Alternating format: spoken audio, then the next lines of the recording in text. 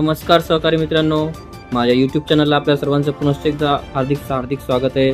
आपण जर सरकारी कर्मचारी असाल किंवा निम सरकारी कर्मचारी असाल तर ही खास बातमी आपल्यासाठी आहे। राज्य कर्मचाऱ्यांसाठी एक अतिशय महत्त्वाची बातमी आहे, ती म्हणजे संपूर्ण देशभर सध्या लोकसभा निवडणुकीचं पार्श्वभूमीवर वातावरण ढवळून निघालेले आहे।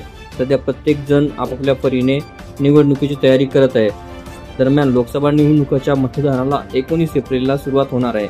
देशभरात एकूण 7 टप्प्यांमध्ये आणि महाराष्ट्रात एकूण 5 टप्प्यात मतदानाची प्रक्रिया पूर्ण होणार आहे। याचा निकाल 4 जून 2024 ला लागणार आहे।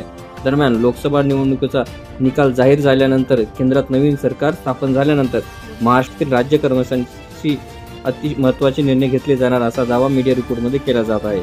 मीडिया रिपोर्टनुसार लोकसभा निवडणुकीचा निकाल जाहीर झाल्यानंतर महाराष्ट्रात लगेचच 3 ते 4 महिन्यांनी विधानसभा निवडणुका होणार आहेत। दरम्यान या विधानसभा निवडणुकीसाठी आचारसंहिता जाहीर होण्यापूर्वीच वर्तमान सरकारने राज्यातील सरकारी कर्मचाऱ्यांना 3 मोठे लाभ देणार आहे। राज्यातील कर्मचाऱ्यांना केंद्रीय कर्मचाऱ्यांच्या धर्तीवर महागाई भत्ता वाढ दिली जाणार आहे। सध्या राज्य कर्मचाऱ्यांना 46% एवढा महागाई भत्ता दिला जातोय। केंद्रीय कर्मचाऱ्यांचा महागाई भत्ता 46 वरून 50% इतका करण्यात आलेला आहे। यामुळे राज्य कर्मचाऱ्यांचा महागाई भत्ता देखील जानेवारी 2024 पासून 46% वरून 50% केला जाईल आणि याबाबतचा निर्णय जून 2024 मध्ये होईल असा दावा होत आहे। जून महिन्याच्या अखेरीस हा निर्णय घेतला जाईल आणि जून महिन्याच्या पगारासोबत म्हणजेच तो पगार जुलै महिन्यात कर्मचाऱ्यांच्या हातात येईल। त्या पगारासोबत त्यांना रोख लाभ म्हणून राज्य कर्मचाऱ्यांना मिळणार आहे। विशेष म्हणजे त्यावेळी महागाई भत्ता फरकाची रक्कम देखील राज्य कर्मचाऱ्यांना दिली जाणार नाही। अर्थातच जानेवारी ते मे या 5 महिन्याच्या कालावधीमध्ये जी महागाई भत्त्याची फरकाची रक्कम आहे ती राज्य कर्मचाऱ्यांना दिली जाणार आहे। तसेच वार्षिक वेतनवाढीचा देखील लाभ राज्य कर्मचाऱ्यांना बहाल केला जाणार आहे।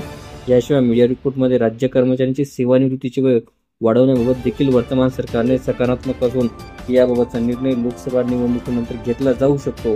सध्या स्थितीला राज्य कर्मचाऱ्यांची सेवानिवृत्तीची वय 58 वर्षे इतकी आहे। केंद्रीय कर्मचाऱ्यांची सेवानिवृत्तीची वय मात्र 60 वर्षे एवढी आहे।